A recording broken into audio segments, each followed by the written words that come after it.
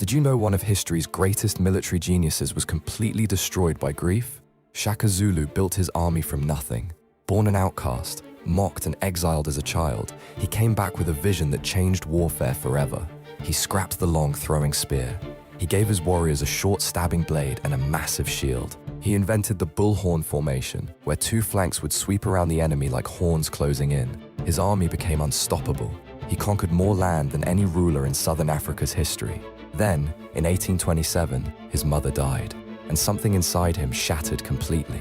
He ordered thousands of his own people executed for not mourning hard enough. He banned crops from being planted. He banned milk. His people began to starve. The man who had outfought every enemy on the battlefield had never once prepared for loss. Within a year, his own brothers stabbed him to death. He conquered an entire continent and was undone by a single moment of grief.